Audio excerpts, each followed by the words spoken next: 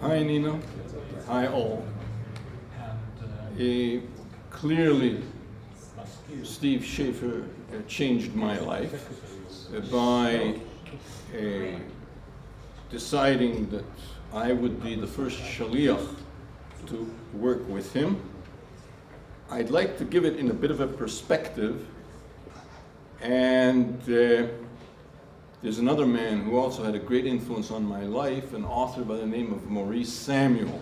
He wrote a book called Level Sunlight.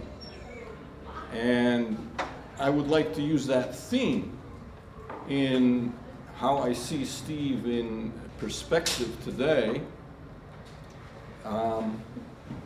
Let's put it this way. It began when he interviewed me for Shlichut. I didn't realize I was being interviewed. He wanted to meet me.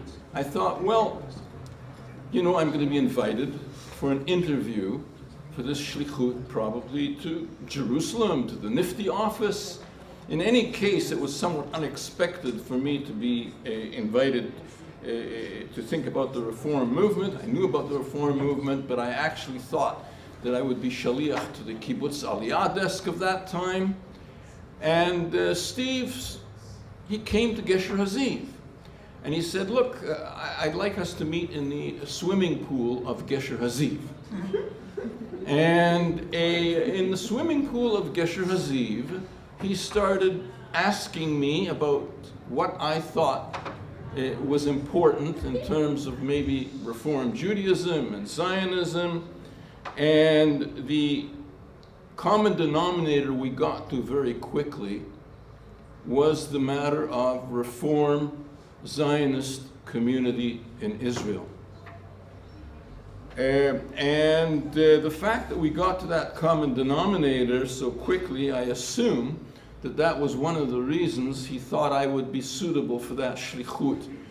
And that, I didn't realize that our little chat in the swimming pool was in fact his out-of-the-box way of interviewing and deciding if I was a suitable candidate. Because Steve Schafer was a man who worked both in the box and out of the box.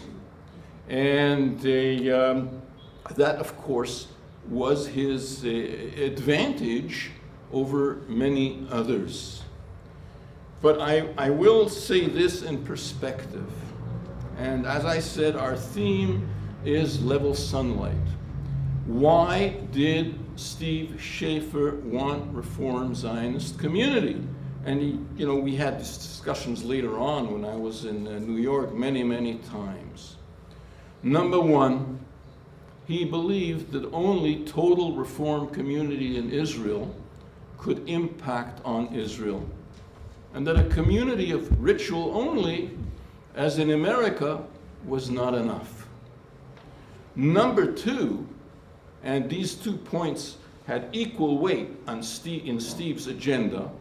Number two, realizing the ignorance, somewhere between ignorance and hostility to Reform Judaism that existed here in Israel during the 1970s, he felt that in order for his chanichim, his kids in Nifty, to have a place where they could identify with, he needed Reform Zionist community as an educational tool when he sent young people to Israel on the reform on his programs.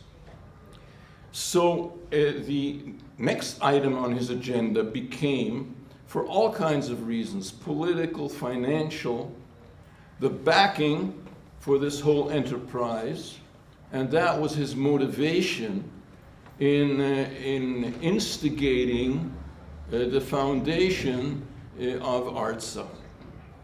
Because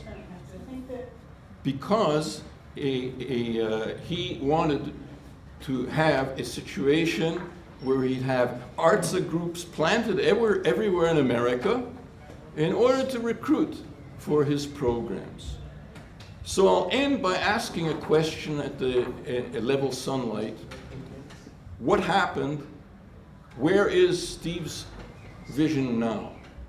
I think, in truth, there is a tentative beginning. I think Steve would be frustrated that the whole vision has not advanced more. And that possibly is a challenge for the next generation. The vision is there, and it is waiting for the next generation to pick it up and carry it out. Toda.